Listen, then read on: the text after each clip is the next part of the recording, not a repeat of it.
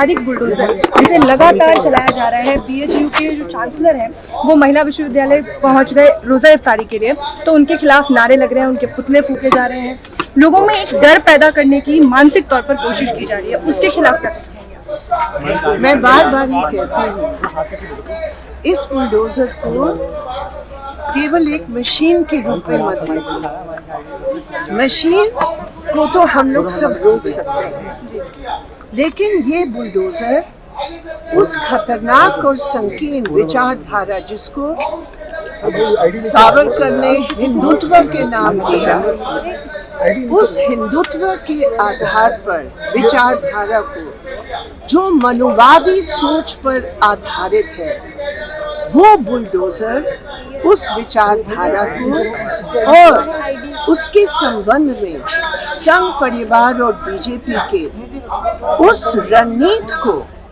समाज को बांटने की रणनीति को आगे बढ़ाने के लिए इस्तेमाल किया जा रहा है। इसलिए बुलडोजर केवल एक मशीन नहीं है, बुलडोजर वो खतरनाक प्रतीक है, सिंबल है, जो हमारी देश के संविधान को ही, देश के नागरिकों के जनवादी अधिकार को ही बुलडोज करना चाहते हैं, और इसीलिए हम इस विरोध में खड़े हैं। मैम, आज भी दिल्ली में कई जगहों पर सविता विहार के कई इलाकों पर बुलडोजर चलाए जाने की पूरी तैयारी है, और इसके अलावा कई निर्देश भी दिए गए हैं कि किस मैं ये कहना चाहती हूँ, जो कानून के अंतर्गत एंटी इंक्रोचमेंट ड्राइव है, जो नोटिस देकर जो लोगों को अपने कानूनी अधिकारों को पूरे तौर पर अपने पक्ष को रखने के, ये जो एक प्रक्रिया है,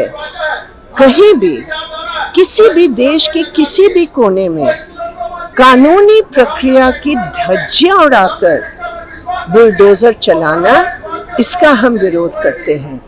मैं ये भी कहती हूँ, आज के ज़माने में जब इतनी महंगाई है, जब लोग इतने परेशान हैं क्योंकि नौकरियां नहीं है, जो गरीब लोगों की जीविका है, कोई रेडी है, कोई पटरी पर कोई बेच रहा है, आपकी नज़र में गरीबी है, आपकी नज़र में वही लोग हैं जिनको आप नौकरी नहीं दे सकते और अपने परिवार की बचाव के लिए वो खड़े हैं।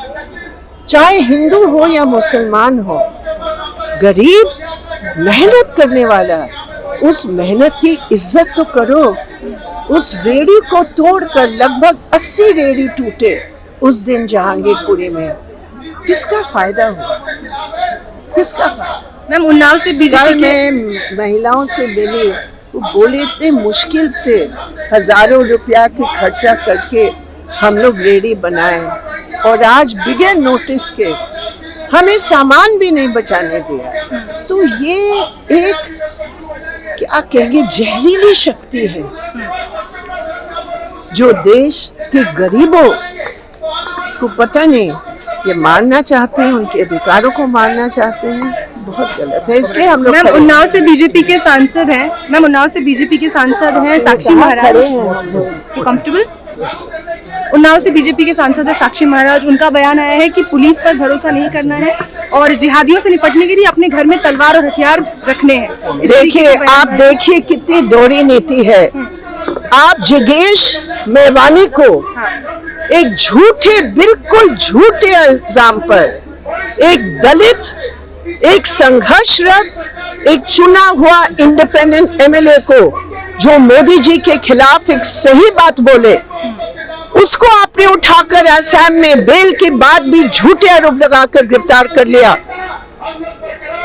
वही कानून के अंतर्गत जो आज साक्षी महाराज, आदेश गुप्ता, वो क्या नाम है उसका, सूर्य या क्या है, कर्नाटक वाला, ये सब रोज धज्जियां उड़ा रहे हैं उस कानून का। उनको आप लड्डू दे रहे हैं, आप उनको माला लगा रहे हैं, गले लग रहे हैं। ये दोहरी नीति देश की जनता क्या बर्दाश्त कर सकती है? बिल्कुल नहीं। और अगर हाईकोर्ट कहते हैं इनकलाब का नारा एक गलत नारा है, तो सुन लीजिए, मैं एक बार नहीं, दो बार नहीं, मैं बार बार इनकलाब की बात करूंगी। मैं इनकलाब में विश्वास करती हूँ। इस पूंजीवादी निज़ाम के खिलाफ, इस शोषण के खिलाफ, इस सांप्रदायिकता के खिलाफ मैं इनकलाब में विश्वास करती हूँ। इसलिए इनकलाब जिंदाबाद। हम आज संदेश दे रहे हैं कि समय आ चुका है देशवासियों का, मुख्य रूप से हमारे नौजवानों का। आज समय आ चुका है कि एक शपथ ले हमारी देश की रक्षा की, इस संवैधानिक व्यवस्था की रक्षा के लिए। जो इस सरकार के संरक्षण में इसको जानबूझकर इसको बिगाड़ा जा रहा है, इसको बर्बाद किया जा रहा है हमारी संवैधानिक व्यवस्था को। इससे देश को बचाना है।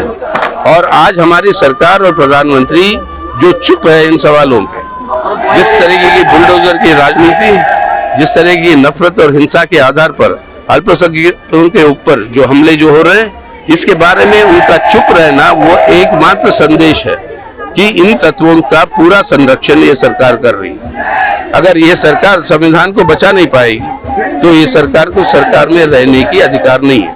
सर, प्रधानमंत्री चुप है, लेकिन उनके तमाम जो नेता है वो लगातार बयानबाजी करते रहते हैं जिससे सामाजिक उन्माद को फैलाया जा सकता है। वही आप प्रधानमंत्री का चुप होने का मतलब क्या है? मन की बात कह देते हैं, राज्यों को ये कह रहे हैं कि भाई आप पेट्रोल के ऊपर टैक्स घटाओ, जबकि वो खुद लूट बैठे हैं 3 सालों में। इस महामारी के समय 3 सालों में 8 लाख करोड़ रुपए से ज्यादा उन्होंने जुटाया केंद्रीय टैक्सों से, वो नहीं घटाएंगे। हाँ, और आरोप डालेंगे गैर भाजपा के राज्य सरकारों के ऊपर। ये है जिम्मेदार आज देश को बेच रहे हैं, नौजवानों को बर्बाद कर रहे हैं, देश की एकता अखंडता को खत्म करने की कोशिश। और ये माइनॉरिटीज के ऊपर जो हमला जो हो रहा है ये साजिश है सबसे गंदी वोट बैंक पॉलिटिक्स की। सांप्रदायिक ध्रुवीकरण के आधार पर वो वोट बैंक को अपना मजबूत करना चाहते हैं इस नफरत के आधार पर। सर, रोहिंग्या और बांग्लादेशी बताया जा रहा है जिनके घर तोड़े जा रहे हैं, उनको कहकर तोड़ा जा रहा है कि पत्थरों में बदल देंगे। पहले हिंसा को रोको ना। सरकार आपके हाथ में है, पुलिस आपके हाथ में है, संविधान पे शपथ लिए हो आपकी जो जिम्मेदारी है वो करो। आप आरोप प्रत्यारोप लगाने से मतलब नहीं है। आप अपने जिम्मेदारी से वंचित क्यों हो रहे हो? अगर जिम्मेदारी निभाना नहीं चाहते हो तो छोड़ो फिर। लेकिन सर, एक मजबूत विपक्ष की कमी भी तो साफ झलक रही है। आएगी, विपक्ष आएगी, विपक्ष जनता बनाएगी जन आंदोलनों से, और वो विपक्ष आएगी। हाँ, यस। आज ये वाम दलों का प्रदर्शन है। यहाँ आप माकपा के और भाकपा माले के और फॉरवर्ड ब्लॉक वगैरह के सभी वाम दलों का आपने प्रदर्शन देखा। आपने देखा कि कैसे जहांगीरपुरी में जो बुलडोज़र हैं उन बुलडोज़रों को रोकने का काम जो है वो वाम दलों ने एक साथ किया था। उसमें भाकपा माले और सीपीएम के नेता थे, सीपीआईएमएल और सीपीएम के। हमने ये तय किया है कि दिल्ली हो चाहे पूरे देश में हो, भाजपा की तरफ से ये जो मुसलमानों को धमकाने के लिए बुलडोज़र कहा जा रहा है, धमकियाँ दी जा रही हैं, ये दरअसल आज मुसलमानों के लिए आ रहे हैं, कल हर गरीब के लिए आएंगे, हमारे संविधान पर आ रहे हैं, ये हमारे लोकतंत्र पर आ रहे हैं ये। और इसके खिलाफ देश के हर नागरिक को, हर गरीब को खड़ा होने की ज़रूरत है और उनको सचेत करके खड़ा करने का काम ये वामपंथ लेती है। और हम उम्मीद करते हैं, हम सारे विपक्षी दलों से कहते हैं कि आपको भी आना चाहिए। हम एक नारा देने के पक्ष में हैं कि भारत के भाईचारे पर नहीं चलेगा बुलडोज़र। मैडम, जिस दिन से जहांगीरपुरी में बुलडोजर चला है, मिसेस करात ने उनको जाके रोका भी है, उस दिन से जो भारतीय जनता पार्टी है दिल्ली की, वो काफ़ी आपके ऊपर आक्रामक है, क्या कहना चाहिए? ये सिर्फ हम पर क्या आक्रामक है, हम भाजपा का हम लोगों पर आक्रामक होना ये हमारे लिए जो है ये गर्व का विषय है। अच्छी बात है भाई, हम अगर इतना भी सक्रिय नहीं होते कि आप हम पर आक्रामक हों तो ये तो हमारे लिए बड़ा शर्म की बात होती। हमारा मानना है कि देखिए, ये कुल मिलाकर हम पर इसलिए आक्रामक है क्योंकि संविधान के पक्ष में और देश के गरीबों के पक्ष में हम खड़े हैं। हम जानते हैं कि हर बस्ती में जहाँ पर भी झुग्गी बस्ती होती है उसको अतिक्रमण कहा जाता है। भाई, आप अडानी अंबानी के जो घर हैं, अंबानी का घर है एक एंटिला बम्बई में, ज़रा उसका रेड करा के दिखा दीजिए। तो उसने तो ज़मीन तो क्या आसमान पर भी अतिक्रमण कर रखा है, उसको तो हाथ नहीं लगाइएगा, ठीक है, कभी उसके खिलाफ कुछ ना बोलिएगा। तो जो अमीर हैं उनके घरों पर कभी बुलडोज़र नहीं चलते, गरीबों के घरों पे चलते हैं। और आज वो गरीबों को हिंदू मुस्लिम में बांट रहे हैं। पहले मुसलमानों का घर खाली करेंगे, फिर गिराएंगे, फिर दलितों का घर गिराएंगे, परसों जो हैं वो अन्य गरीबों का गिराएंगे। तो इस मंशा को समझ करके गरीबों को एकजुट होकर के बुलडोज़र राज के खिलाफ खड़ा होना होगा, मुसलमानों के पक्ष में खड़ा होना होगा, और ये ज़रूर होगा। और भाकपा माले और जो वाम दल हैं, बिल्कुल हम लोग तैयार हैं, तैनात हैं इस काम को करने। इस अराजकता पर प्रधानमंत्री कुछ नहीं बोलते हैं, नौकरशाह उनको पत्र लिखते हैं, उसके बावजूद भी वो कुछ नहीं बोलते हैं, तो इसके पीछे क्या है, वो बोल क्यों नहीं रहे? दरअसल बोल रहे हैं और सुनने वालों को वो सुनाई दे रहा है। इसको कहते हैं डॉग विसल। जो है कुत्तों के कान बड़े तेज़ होते हैं ना, तो इंग्लिश में कहा जाता है डॉग विसल। तो ऐसा विसल दो जो सिर्फ कुत्ते को सुनाई दे, दूसरों को ना दे। इसका मतलब होता है कि हमारी राजनीति से जो इत्तेफाक रखने वाले लोग हैं, उनको हम इशारा दे रहे हैं। वो इशारा सुनाई दे रहा है। वो इशारा क्या है भाई? मोदी ने और अमित शाह ने, दोनों ने मिल करके भारत के मुसलमानों से कहा कि आप बांग्लादेशी हो, ठीक है। दीमक कह दिया अमित शाह ने। वो क्या था?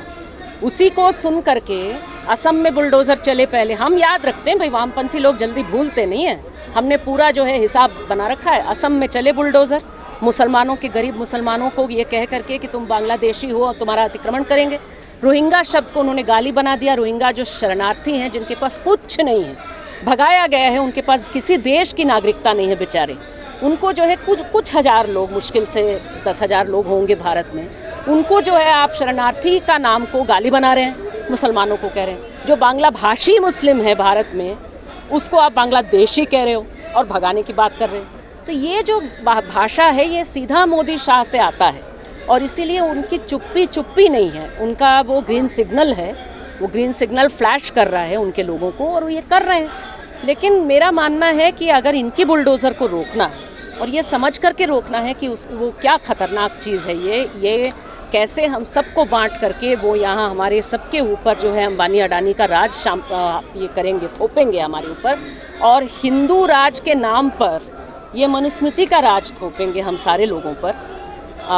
तो इसके खिलाफ हम सबको बोलना होगा, और ख़ास करके देश के जो गरीब उत्पीड़ित लोग हैं, जो उत्पीड़न क्या है जानते हैं, गरीब के घर पर बुलडोज़र चलता है तो क्या हाल होता है जानते हैं, उन सबको खड़े होना होगा कि आज आप मुसलमानों पर अकेले जो चलाने की बात कर रहे हैं, बुलडोज़र को एक सिंबल बना दे रहे हैं कि मुस्लिम विरोध का मतलब बुलडोज़र मतलब हंसने लगी है कि है मुस्लिम का घर गिर रहा है, मुस्लिम का दुकान गिर रहा है। इस शर्मनाक चीज़ के खिलाफ हर नागरिक को अपने अंदर झांक करके बोलना होगा।